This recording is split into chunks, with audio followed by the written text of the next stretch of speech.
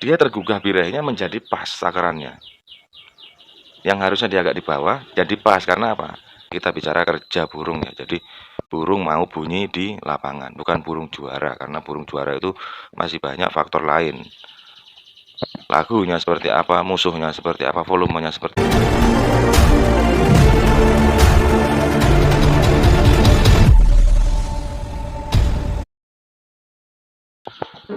Halo, assalamualaikum warahmatullahi wabarakatuh.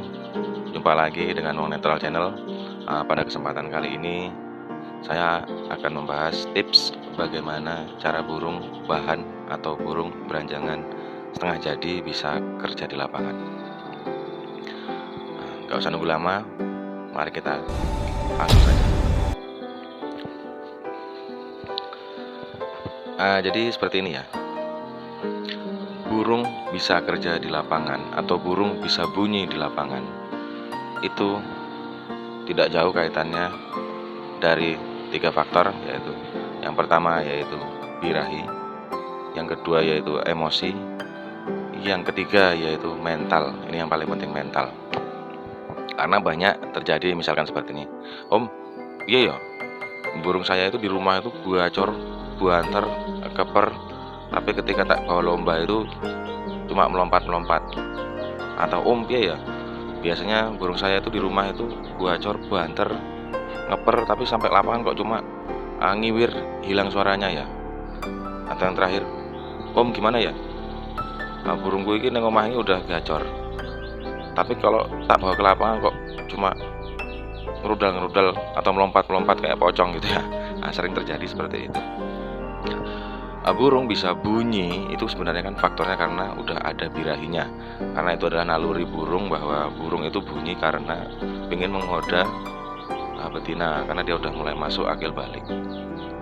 Ditandai dengan burung kerap ngoceh, banter atau ngeriwik dulu seperti itu, sudah mulai dia akil balik, udah mulai ada birahinya. Nah, yang kedua emosi, yang ketiga mental. Kita kupas pelan-pelan satu persatu. Nah, burung bahan setengah jadi biasanya itu di rumah itu udah mulai sering bunyi atau sudah rajin bunyi seperti itu. Itu biasanya kita lihat dulu bahwa di rumah itu terbiasa dengan jejer atau tidak. Kadang-kadang bisa burung itu gacor di rumah, tapi ternyata dia sendirian, nggak ada teman yang lain, hanya sendirian tok, dipakani yang bagus, mesti dia gacor. Nanti begitu kita bawa ke lapangan, dia nanti mesti nabrak-nabrak atau ngeper, hilang suaranya, karena itu disebabkan karena posisinya dia tidak terbiasa dengan jejer dengan burung lain. Nah, seperti itu. Jadi posisinya itu burung kaget gitu loh. Nah, yang kedua tadi itu mental burung, atau yang kedua tadi itu emosi burung. Sama, jadi hampir mirip sebenarnya antara birahi sama emosi. Kalau birahi itu biasanya dia keper, hilang suaranya, itu oper birahi. Kalau emosi kadang-kadang dia nabrak-nabrak, itu emosinya besar tapi birahinya belum sampai, jadi tidak ada sinkron antara birahi sama emosi. Jadi pada intinya itu burung itu tetap mau kerja di lapangan bila mana sinkron antara birahi, emosi, dan mental. Biasanya burung itu tidak terbiasa jejer di rumah dengan burung lain, dibawa ke dalam tangan susah untuk bunyi. Ini kita berbicara burung setengah jadi ya. Bila mana burung sudah jam terbang tinggi, sudah sering kesana kemari, bahkan sudah sering juara, kadang dibuat pola kerodong pun dia tetap jalan di lapangan karena memang sudah terbiasa. Sama misalkan dulu burung saya helikopter itu, awal mulanya dia nabrak-nabrak karena tidak biasa tempel, tapi setelah sudah ketemu settingannya yang pas, dia walaupun di rumah itu dikerodong tanpa ketemu teman, mungkin saya jemur individu sendirian sampai jam 9, habis itu saya kerodong. Mungkin hari minggunya lomba, ya dia tetap jalan karena dia sudah terbiasa seperti itu. Nah, jadi kalau kita berbicara tadi, saya lebih senang untuk burung bahan itu lebih baik dia jejer ngeriwik ketimbang bahwa burung itu bunyi gacor tapi sendirian untuk di rumah ya.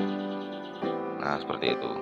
Jadi Yang pertama yaitu biasakan burung itu jejer ya. Ini untuk versi saya ya, jejer dengan burung lain. Biasakan dia ketemu dengan burung lain. Yang kedua yaitu emosi, hampir sama emosi. Burung biasanya emosi juga karena dia tidak biasa interaksi dengan burung lain. Nah, seperti itu. Yang terakhir adalah mental si burung. Mental itu saya bagi menjadi dua lagi, yaitu yang pertama yaitu mental terhadap burung lain. Yang kedua yaitu mental terhadap lingkungan di lapangan. Nah, mental di lapangan itu ya mungkin mental dengan burung musuh, mental dengan suasana lingkungan, mental dengan wirawiri juri di bawah, atau mental juga terpengaruh dengan suara sound system yang ada di lapangan. Nah, terus bagaimana sih cara mengepaskannya? Nah, itu butuh waktu. Contohnya nih, tadi burung sudah di rumah, sudah kita jejer setiap hari ya. Untuk mematri mentalnya, kalau saya itu digunakan burung jejer dengan burung yang mentalnya lebih jelek timbang burung yang pengen kita bawa ke lomba, atau burung hanya ngerewek saja, burung kita sudah mulai gacor. Nah, itu dijajarkan untuk memupuk mentalnya burung tersebut. Kulino pressing itu dia menang di rumah. Nah, seperti itu. Terus yang kedua, kita bawalah latihan ke lapangan. Lapangan nggak perlu harus langsung latber, itu nggak perlu. Mungkin kalau kita di Jogja ya, kadang-kadang saya bawa ke pasti atau dilihatkan di lingkungan. Nanti kadang janjian 1-2 orang ya ke pasti yuk kita coba nih. Kita coba settingan standar dulu, dalam artian gini, ini tadi kita masih ke birahi ya. Jadi kita coba setting standar, maksudnya ketika burung rekan-rekan itu bunyi di rumah dengan jejer itu polanya seperti apa. Misalkan pola jangkrik 3, kroto, atau apalah itulah namanya, pakan sembarang yang sudah terbiasa membuat burung tersebut di rumah itu bunyi. Nah, itu langsung ketika kita ada waktu kita bawa ke lapangan, burung tidak usah diapa-apain. Biar kita tahu dengan settingan seperti ini itu burung itu di lapangan itu bunyi apa tidak. Tidaklah nanti di burung di lapangan itu amung nabrak-nabrak atau nggak bunyi atau kaget. Nah, nabrak itu seperti apa? Kita lihat burung umur juga. Kalau umurnya masih di bawah 1 tahun, saya biasanya itu membuat burung bunyi di bawah birahi dulu. Jadi burung nggak dipolkan dulu. Jadi tadi seperti yang saya bilang, dengan setelan di rumah seperti biasa, sampai di rumah masih sering nabrak-nabrak, kita turunkan. Jadi misalkan besok lusa nih saya ingin melatih burung ke lapangan nih, kemarin sudah pernah dibawa ke lapangan dengan pola seperti ini, burungnya nabrak-nabrak misalkan, nanti kan emosinya naik. Nah, kita coba kita turunkan di H-1. Misalkan di H-2 atau harian biasa kita menggunakan jangkrik 3 atau mungkin Hongkong 5 atau kroto, tergantung dengan semua biasanya apa, kita turunkan setengahnya.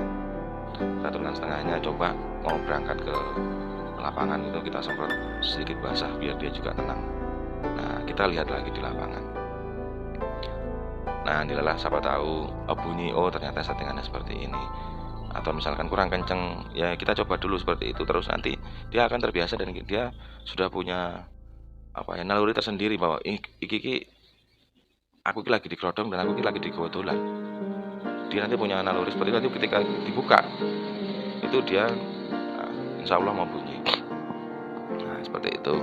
Mental juga tadi seperti itu. Jadi mental itu juga harus dipupuk mulai dari rumah, dijajarkan burung lain.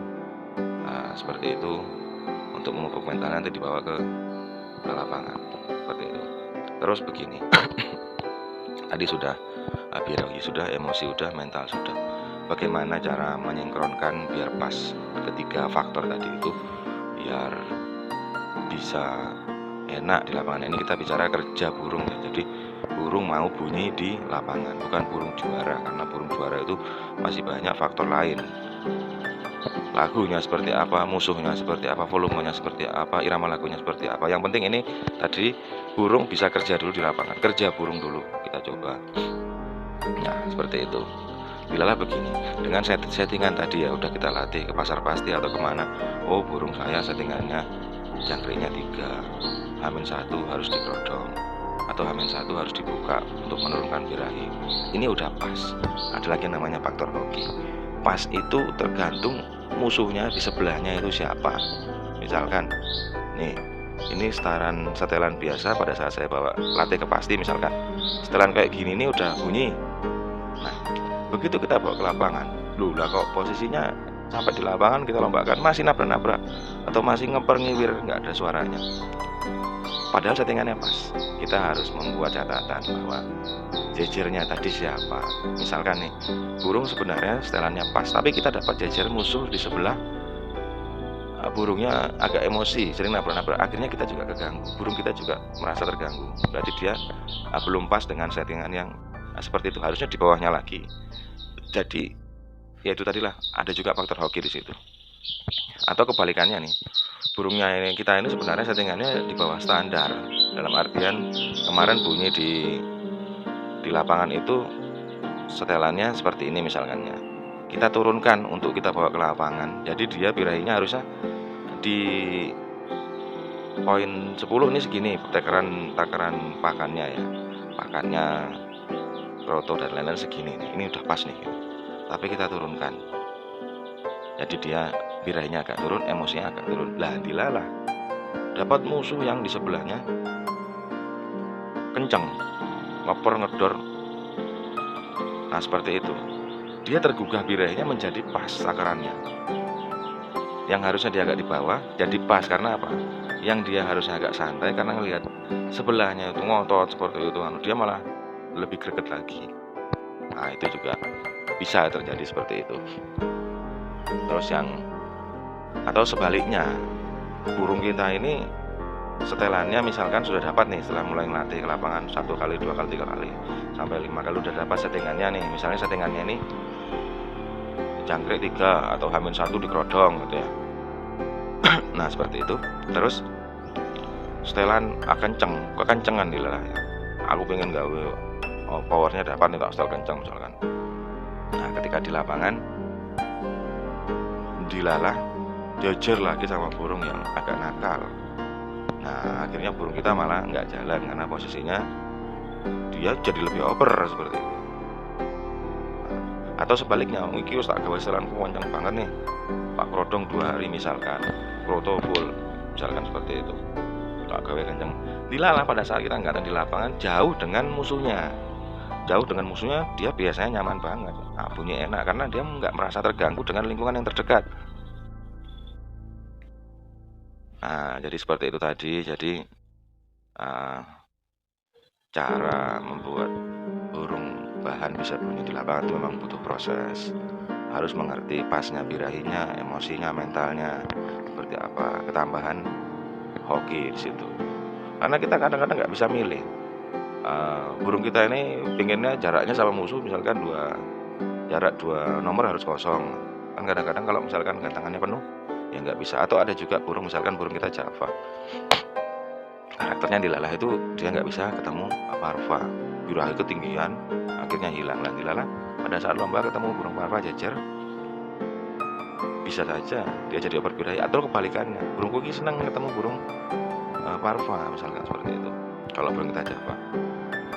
Nah akhirnya ketika ketemu dengan burung parva di lapangan seperti itu, misalkan burung kita Java gitu ya, nah malah jadi pas. Jadi untuk rekan-rekan semua mungkin yang masih bingung pola bagaimana nyetel burung di lapangan ya memang pertama itu burung di rumah harus bunyi dulu, biasa dengan lingkungan, biasa dengan jejer burung lain, baru mulai kita latih. Jalan-jalan dulu lah ke pasar atau ke lapangan, syukur-syukur ada temannya di lapangan. Burung beranjangan lain itu lebih bagus seperti itu. Nanti lama-lama mesti ketemu. Begitu ketemu aja itu kadang-kadang belum tentu pas. Ketemu settingan pas segini, ternyata dengan settingan musuh agak jauh. Atau kebalikannya, ini ketemu nih setelanku seperti ini, dilalah pada saat dia senang burungnya dengan pressing mepet. Nah itu lagi kembali di faktor hoki dan dia dewe itu usahanya. Bila lagi ngerti, misalkan gantung nih boleh pindah karena gantangan nggak penuh. Ketika kita gantung, ngerti di sebelah atau agak dekat dari burung kita itu ada burung yang misalkan kekencengan, yang mesti mungkin nabrak. Yus biar caranya kita pindah. Kalau curi belum menilang kan nggak apa-apa dipindah. Kalau sudah ada peraturan bahwa boleh pindah, cabut aja, pindah tempat lain. ya itu namanya usaha seperti itu. Mungkin itu aja yang bisa saya sampaikan pada kesempatan kali ini. Terima kasih banyak sudah menonton channel Wong Netral. Mudah-mudahan bisa bermanfaat untuk semua. Akhirul kalam, wallahu muwaffiq ila aqwamit thoriq. Wassalamualaikum warahmatullahi wabarakatuh.